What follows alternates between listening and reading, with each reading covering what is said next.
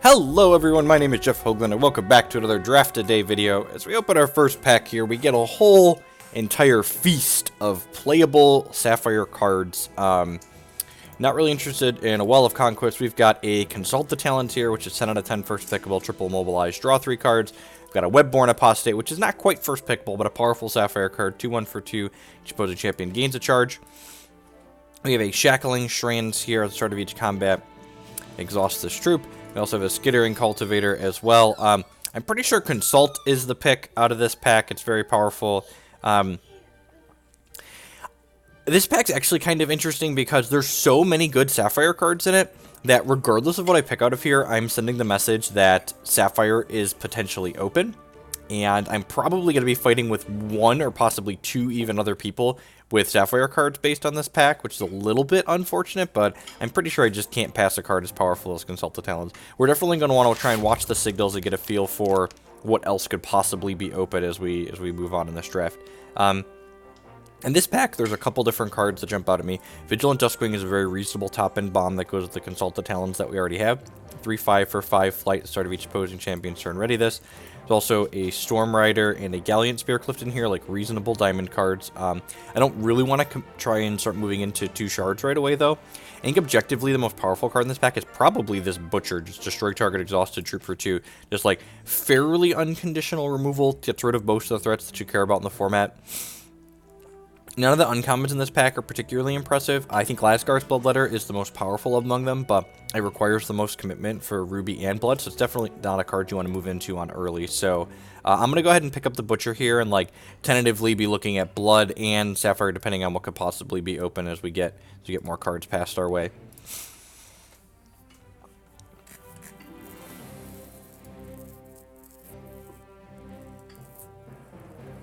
So again, remember, just because we first picked this Consult does not mean we are by any means committed to Sapphire. As we look in the second pack here, nothing in this pack really jumps out at me as things I'm interested in doing. I don't really like Flashpaw Trickster and anything other than the Charges deck, and I suppose we could still theoretically be the Charges deck at this point. Like, there's a Rock Slider in this pack too. So 1/4 for 3. When you gain a charge, this gets +2 and crush until end of turn, so I could potentially just, like, grab this Flashpaw Trickster, and then, like, if the Rock Slider wheels, just pick that up and move into that archetype. I don't hate that decision. So, like, this is a Sapphire card that we may or may not play outside of that, but in general, I think this card's kind of mediocre if you're not in the Charges Matters deck. There aren't any other cards in this pack that are particularly powerful. The Coins is pretty reasonable, but I feel like the pick is between the Coin or the Trickster. I feel like I'm more likely to end up playing the Coin, so I'm going to go ahead and grab the Coin, I think. I like picking those with fairly high priority. This pack doesn't really have any very reasonable Sapphire cards in it aside from the Skittering Cultivator. The Blood cards of this pack aren't particularly powerful either. We have a Relentless Zombie, an Arachnoglider, and a Tomb Swap. I end up playing Tomb Swap in a lot of the decks that I play, but like I'm not super happy to play it most of the time. Skittering Cultivator works well with our Consult the Talents as being something early and cheap to mobilize. And also, if you attack with this on 3 and then it readies on 4, it makes all 3 bodies you need to diligence out the Consult the Talents. So I'm going to go ahead and pick up the Skittering Cultivator. We have an okay start to a Sapphire deck here. Could possibly be in Blood as our second threshold, could possibly not.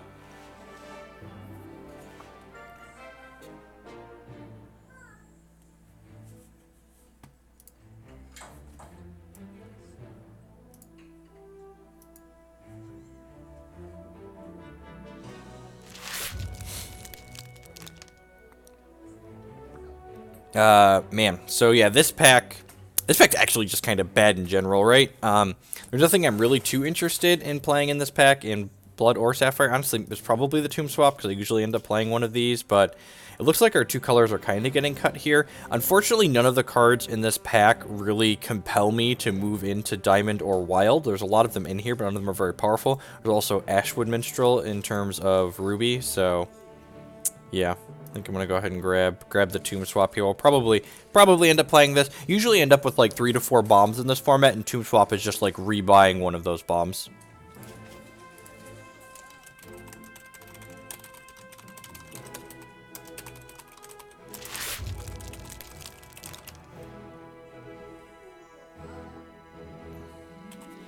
As far as this pack is concerned, yeah, maybe we're not supposed to be in these shards, but again, I'm like not seeing anything in this pack that's really compelling me to move into a different shard. This Dread Transport might not be the worst. I could have like the start of a Dreadlings deck here potentially. There's a coin is kind of interesting to me, but it doesn't seem... I think I'd rather pick up the Dread Transport. It's an uncommon, and with Skittering Cultivator and Transport, like we kind of have the start to like a Sapphire Blood Theros deck here that could be reasonable.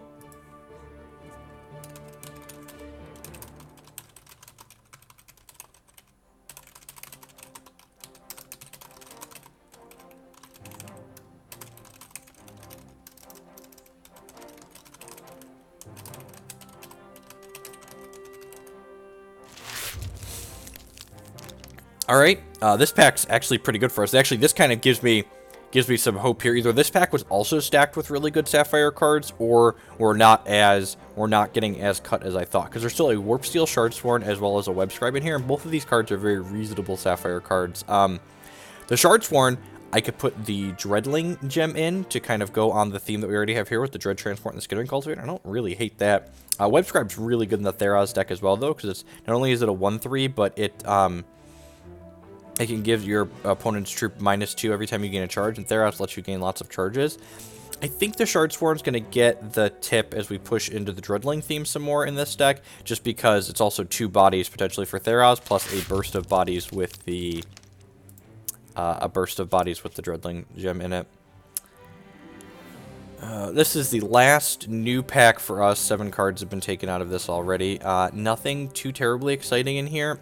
I'm not really a fan of Sapphire's Favor or Underworld Oppression in this format, and I think I'm just going to go ahead and grab the Storm Rider, actually. I'm probably not going to play any of these, and basically, when I'm not quite sure if I'm reading the signals right, it doesn't hurt to start picking up cards in a 3rd and possibly even a 4th threshold that are playable, so that way, as you move into Pack 2, if it's very obvious that something else is open that you should be in, you can pivot smoothly into that other shard and still have reasonable cards. I think we're pretty unlikely to play the cards that were on shard in that pack. Wow. Okay. This is fantastic for us, actually. So this is our first pack that's come back around to us now. And if you remember, we said there was a Consult the Talon in there with a bunch of other really good Sapphire cards. And I think the 2 best of these Sapphire cards wield. Like, honestly, I almost consider taking the Shackling Strands over the Consult the Talon, just because this is one of the best pieces of Sapphire removal in this format. I would love this Webborn Apostate, because like, it gives us 2 charges with Theros, but I can't pass the Shackling Strands that's wield, and that's like really good for us. This means that we should be getting plenty of Sapphire in the second pack, especially. Nothing super exciting in here. I guess we're actually kind of on the Dreadling flank. This Magnetize doesn't seem awful. Target opposing troop gets -2 power permanently for each artifact in our crypt, so it's basically pseudo removal. We've already got 1, 2, 3, 4 Dreadling producers, so well, first Magnetize is almost certainly playable in this deck.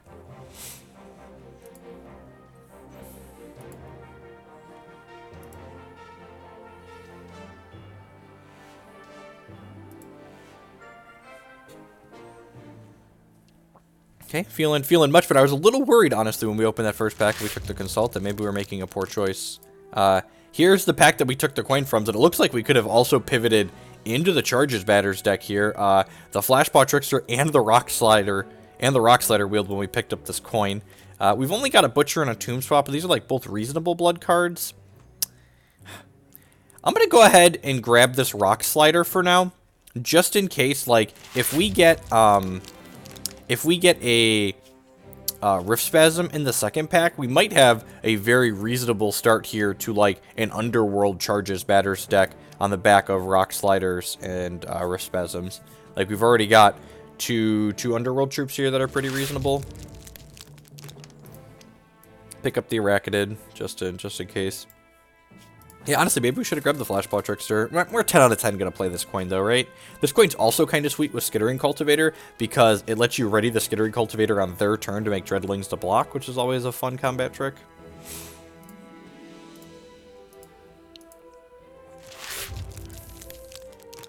Nothing too exciting in this pack. I actually don't hate Tail of Carnage in the Rock Slider decks. This, like, gives the troop every time it readies +2 power permanently. Giant Centipede is very playable if we end up in the Blood the Blood Sapphire Dreadlings deck, so just kind of keeping our options open here. We're not going to play any Cart Infuser at the dredge end of the pack here. Hopefully we get something that really solidifies our shard choice here. We'd love an Officer or a Rift Spasm in this next pack. Okay, man, this pack's got a ton of stuff we're interested in, too. We've got a Skittergang gear here, deploy, or Deathcry, summon a Gem Scout and a Depth Crawler, and it's got a Major Socket, so yeah, I think I'm definitely going to pick this up. This is just like a total bomb that if they don't have Void removal, they're just going to generate a lot of value. Cards we'd be interested in seeing wheel in this pack are the Dread Transport, the Web Scribe, and the Butcher. Possibly the Web Spinner Prelate, too, if we end up in Blood. 10 out of 10 taking this Skittergear gang, though. We'll see here. Like I said, we're looking for kind of a powerful uncommon that'll solidify our secondary shard here between the few blood cards that we already have and, like, this Rock Slider that ended up wheeling. If this Rock Slider wheeled in the last pack, if we see Rift Spasms in this pack, we should probably just move in on them, because we'll probably get plenty of things to support them. This pack has a few different cards that are interesting to us in it. I'm pretty sure we just snap up the Shackling Strands, but it's worth noting there's a Cerulean Sage, a Slicer, and a Mosh Pit Gladiator that are all pretty reasonable in this pack that I wouldn't mind having wheel back around to us. 10 out of 10 taking the quality removal here, though, I think. Still no powerful uncommon. We'll see. Even without these blood cards, we're at like 8 playables right now. And I guess we have Carnage and Rock Slider if we wanted to move into Blood also. I'd love to pick up a few more Skittering Cultivators. Not only do they make charges for Theros, but they also provide 3 bodies for Theros.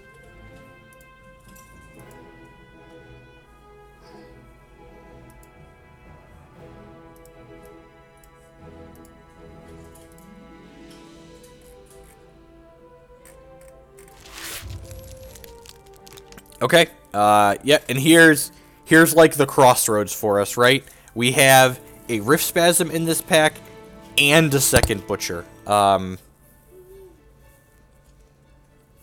It's really kind of close, I think.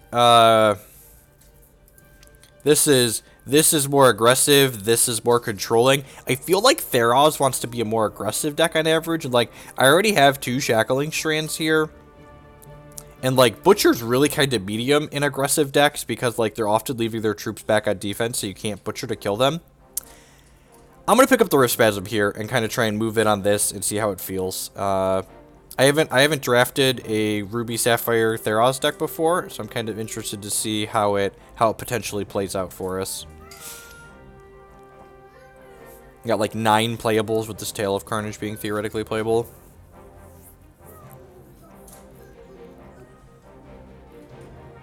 Warp Steel Shardsworn. We could also possibly get Valor Gems out of that too. This next pack here, I think Vigilant Duskwing is just the pickup. We really don't have a ton of top-end bombs, and like this is a bomb that plays offense and defense nicely. So like when board stall in the mid to late game after our initial aggressive push, this can get through. I kind of like Cerulean Sage a little bit more, but I think the fact that we're planning to play Theros makes the fact that this is Underworld push it over the top a little bit. We also have a pretty good number of lower cost cards here already. Would love to see a second Rift Spasm in this pack, but won't be too surprised if we don't. It's an uncommon after all. Would love to get 1 to 2 more Rock Sliders, though. I think that's plenty reasonable. It's a common. So I'll have 4 more packs to go here.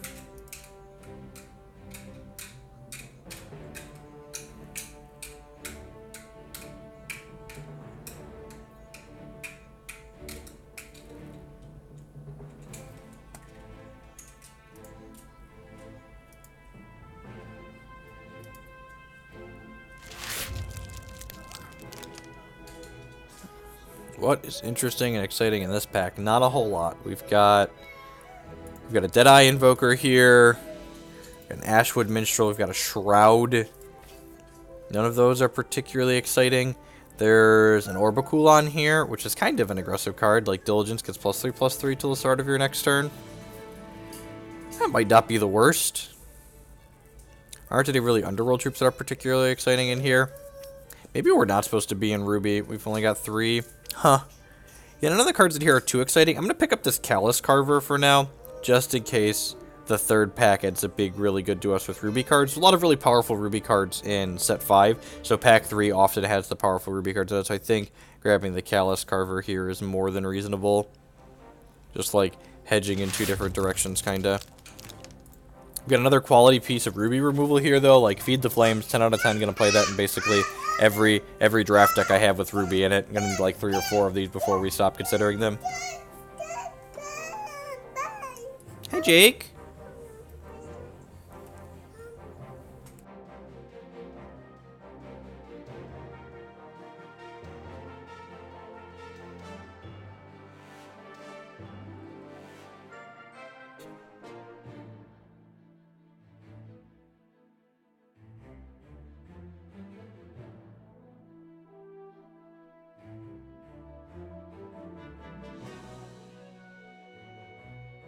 Feed the Flames is also kind of extra good in this Theros deck because we've got like 3 Dreadling producers already, which is going to be more than reasonable.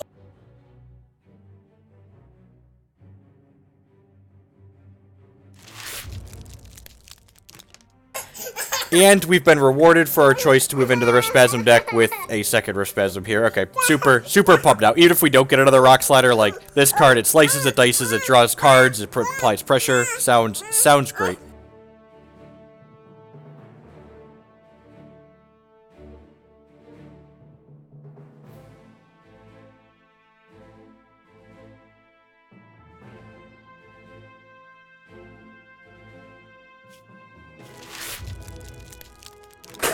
As far as this pack is concerned, the Conceal's actually not too bad of a pickup. It allows us to make one of our Diligence troops unblockable, especially with Tail of Carnage. This could really do some real damage. I'm going to go ahead and set this here as my pick and then go help Jake with his trades real quick. I'll be right back.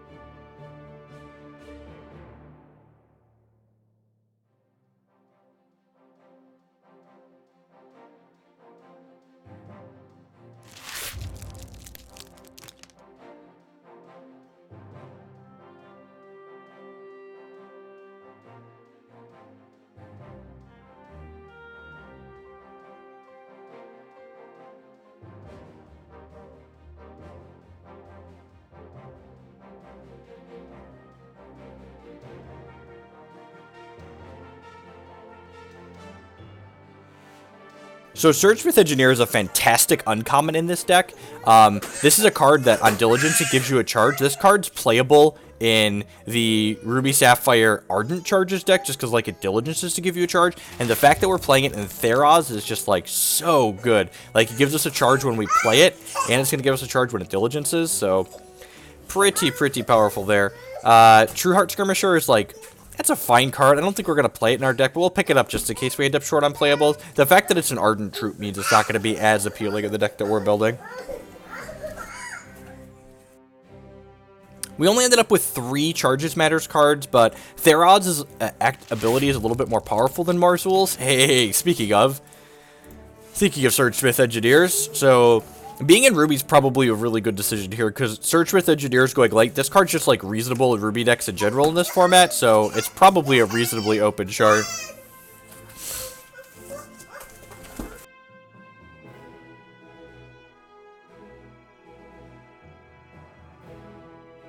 When toddlers attack, you know. Yeah, nothing super exciting in here. I don't think we're gonna play a second Tail of Carnage. Boisterous Ballad, the fact that we're in an Underworld deck probably means it's not playable. I'm going to go ahead and pick it up because it's the most playable card in this pack, but I don't think this is going to end up making the cut because we're specifically in an Underworld deck. The Magnetize might not be worthwhile. We've only got like 3 cards that potentially make Dreadlings at this point, so I think I'm going to hide that. We've got 17 playables in here, so that seems okay. Deadeye Invoker could be an okay piece of top end. Since we're playing the Theros deck, it's guaranteed giving us a charge. It could possibly give us 3, especially with the few Scroungers, few Dreadling producers that we have. Nothing super exciting in here. I think Revision is the most playable card, so I'm going to go out. Reversion is the most playable card, so I'm going to go ahead and pick that up. I think if you're playing Diamond, you should 10 out of 10 be drafting these a little bit higher priority than a lot of people do. It's just a very playable trick.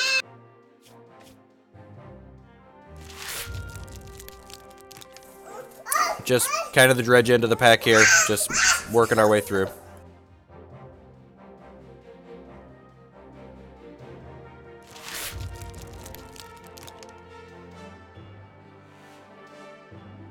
Alright, hopefully we get some sweet Ruby out of this next pack, like Blazing Hammers and stuff like that. I actually don't have any 4s here.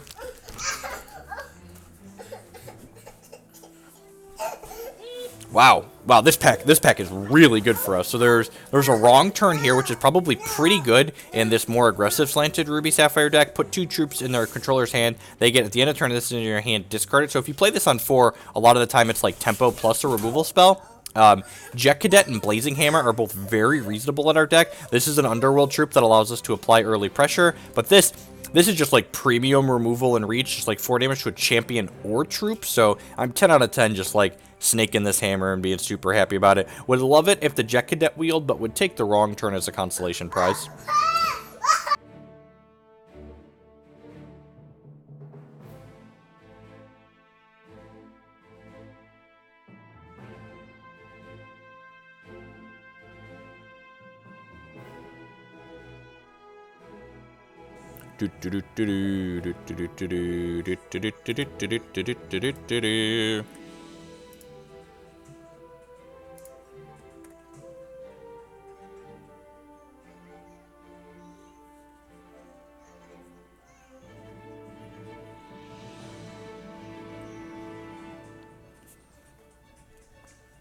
And our next Ruby Bomb is a Fireball, apparently. Okay, yep.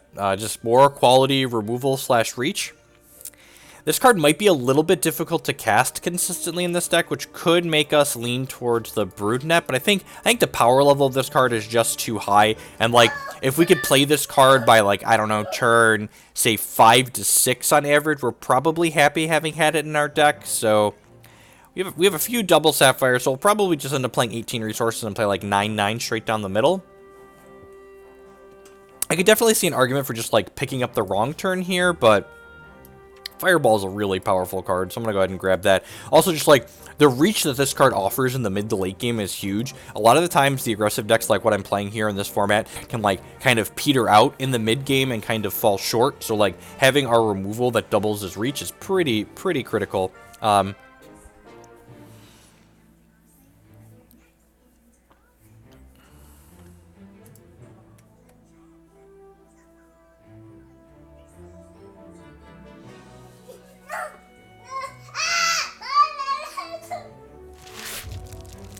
Jet Cadet, it's a card we mentioned earlier, would be happy if it wheeled, and there's nothing else particularly powerful in this pack in our shards, so 10 out of 10 going to go ahead and pick up this evasive threat that allow us to push some damage throughout the course of most of the game.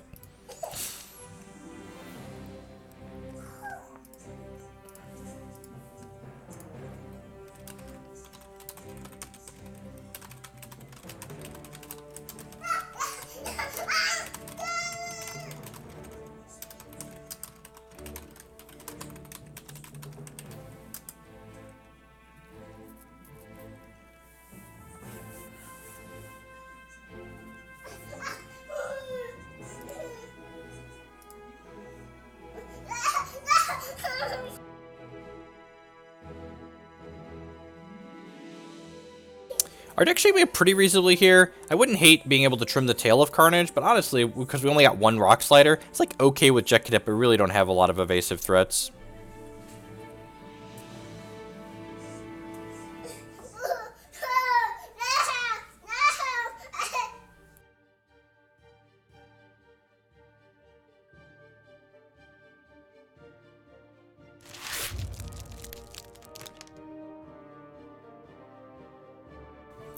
This pack doesn't have anything too exciting in it for us. The Ayotachi Brute and the Deranged Marauder are both, like, fine Ruby cards in aggressive decks, but the fact that they're not Underworld is kind of a knock against them. I think I might take this Broodnet just because, like, it's playable pseudo-removal. It's like a slightly different Shackling Strands. How many threats do we have, though? 1, 2... 3, 4. Yeah, it's probably just the Broodnet here.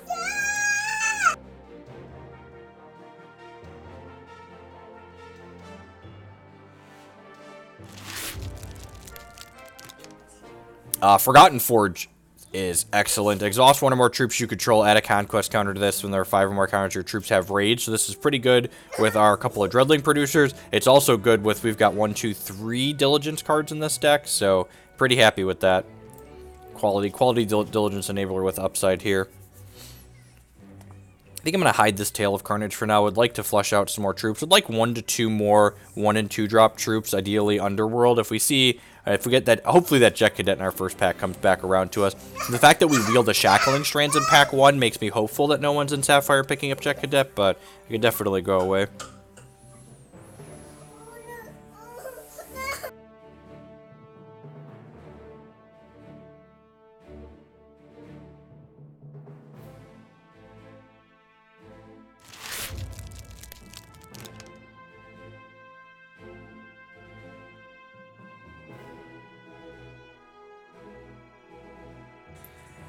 This pack's a little bit medium. I think we could support the Gyronaut. This card's really powerful. 3/3 with flight, but it can't ready, and you have to sacrifice an artifact.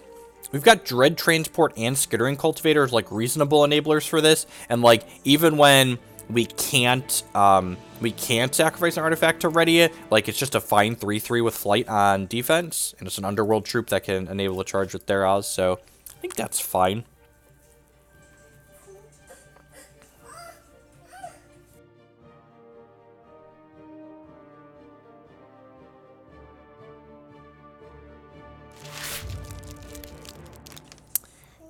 This pack, actually, so, like, the fact that we picked up the Gyronaut here makes the Cavern Sentry a little bit better. Whenever you play an Underworld troop, summon a Dreadling, just, like, another way to produce Dreadlings pretty consistently that's also an Underworld troop, so I'm gonna go ahead and pick that up. And we're at 22 playables here now. I think we're still a little bit light on troops. I wouldn't hate being able to cut this Conceal, I don't think, if we get, like, 2 more Jet Cadets, but I think we've seen all the packs now, and we're probably getting, at most, 1 more Jet Cadet.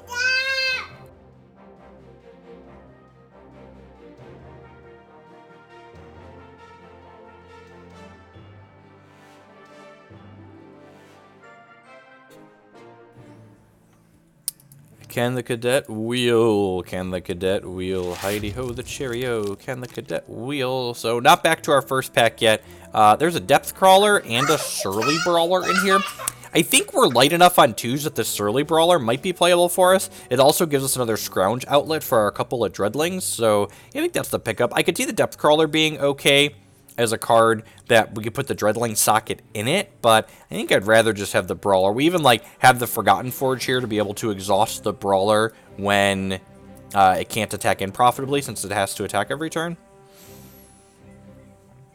And I really feel like we need to round out. Yeah, sweet. And the Jet Cadet came right back around to us, and the Crackling Tide and the Wrong Turn are in here, but like I said, I'm pretty sure we just need, like, if we're in the range of playing Surly Brawler, we're 10 out of 10 looking for more Jet Cadets here. Is this a deck that can support only playing 17 resources? I don't think so, because we have this Fireball here. Maybe we're just not supposed to play the Fireball, honestly. I could see that being reasonable. We, like, cut this Fireball, and then, like, we end up playing just, end up playing 17. But, like, if we're supporting double Ruby cards, like Hammer and... Is Hammer only double Ruby card? Yeah, huh, maybe we just do this and we play 8 and 8 with this coin, so we play 8 Sapphire, 8 Ruby. I don't hate that. We've got a pretty reasonable curve here that's mostly lower here at the bottom. Got a bunch of 2s and a bunch of things at 3 as well, so we don't have anything. And, like, even this card here has triple mobilize, so it's not really a card that costs 7.